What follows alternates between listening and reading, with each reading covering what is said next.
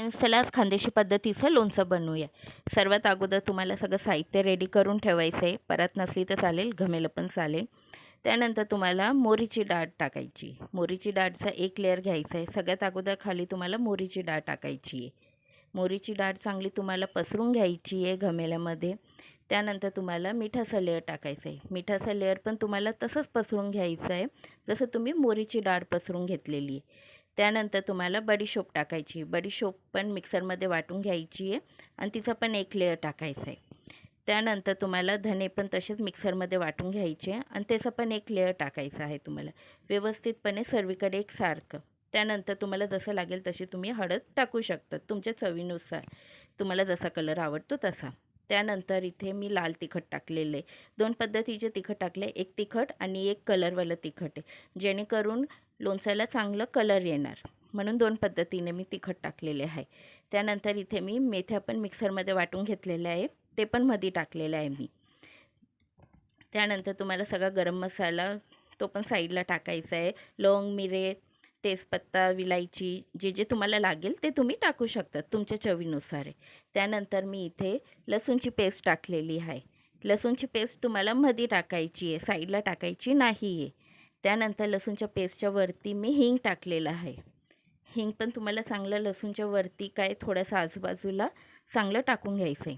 आता आपलं हे सगळे लेयर्स रेडी झालेले आहे आणि तेल पण आपलं चांगलं गरम झालेलं आहे.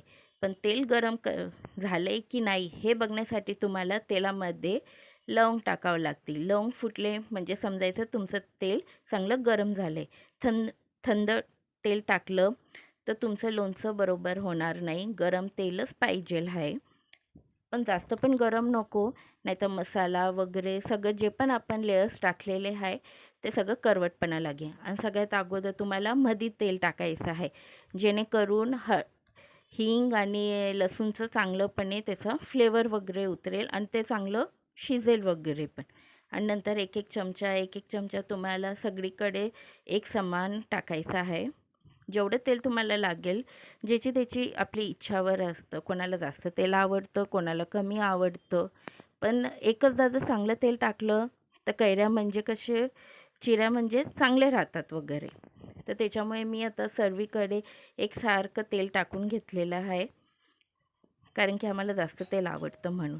आणि त्यानंतर मग चांगलं हलवून घ्यायचं आणि त्याच गरम तेलमध्ये तुम्हाला गूळ पण टाकायचं आहे. गूळ जर थंड झाल्यावर टाकलं तर तो लवकर मेल्ट होत नाही, म्हणून गरम याच्यामध्येच तुम्हाला गूळ पण टाकायचा आहे, जेणेकरून गूळ चांगल्या ते सारंगमध्ये मेल्ट होऊन जाणार. आणि मग सर्व व्यवस्थितपणे झालं, चांगलं थंड झालं की तुमच्या चिऱ्या पण जे असतील कापलेल्या वगैरे ते पण आता बघा मी चांगले स्वच्छ पुसून घेतलेल्या आहे आणि आता थोडे थोडे करून मी त्या सारंगमध्ये टाकणार आहे. एक खट्टी टाकायचे नाही, ज्याच्यामुळे आपल्याला व्यवस्थितपणे हलवता येणार नाही आणि उगाच साईडला वगैरे पडतं ते काही बरोबर वाटत नाही. तर त्याच्यामुळे तुम्हाला थोडं थोडं टाकायचे, ज्याच्यामुळे जे चिऱ्या आहेत त्यांना तुमचं सारंग, तुमचा मसाला चांगलं लागून जातो. व्यवस्थितपणे सगळी काही चांगलं हलवून घ्यायचं. तुम्ही बघू शकतात कलर किती सुंदर आलेला आहे, सगळी काही व्यवस्थितपणे लागलेलं आहे.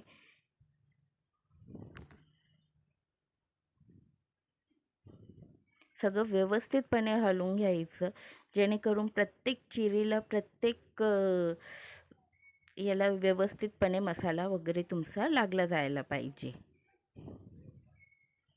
चांगलं व्यवस्थित हलवून घ्यायचं आणि सारखं हलवत राहायचं, कारण की कसं आहे गरम गरम तुम्हाला लोणचं बरणीमध्ये भरता येणार नाही. त्याच्यामुळे त्याला चांगलं थंड होऊ द्यायचं. एकदा थंड झालं म्हणजे टेन्शन नाही. आणि नंतर तुम्हाला मग ते थंड झालं की बरणीमध्ये तुम्ही स्टोअर करू शकतात. हे वर्षभर पण तसंच राहणार, अजिबात खराब होणार नाही, काही नाही. पण तुम्हाला त्याची काळजी पण घ्यावी लागणार आहे. रोज हलवत जावं लागतं, कारण की आपल्याला त्याच्यामुळे समजतं खालीवर ते तर दिवसातून तुम्ही एकदा तर आरामशीर करू शकतात. आणि हे झालं आहे आमचं खानदेशी पद्धतीचं चमचमीत लोणचं. तर कसं वाटलं?